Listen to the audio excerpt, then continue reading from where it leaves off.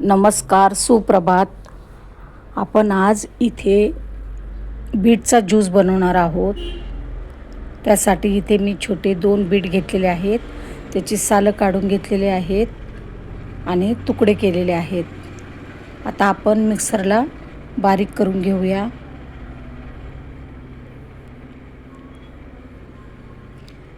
मिक्सरला बारीक करून घेतलेला आहे आपण.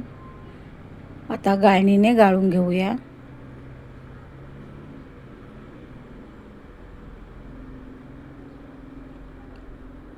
अशा प्रकारे आपण ज्यूस गाळून घेतलेला आहे. आता यात आपण सैंधव मीठ टाकूया, थोडंसं किंचितसं, आणि चांगलं मिक्स करून घेऊया. बघा, रक्तवाढीसाठी हा ज्यूस एकदम उत्तम आहे.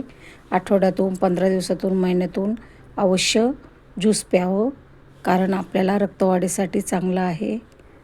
चला तर, आवडल्यास नक्की लाईक, शेअर, सबस्क्राईब करा. व्हिडिओ बघत राहा.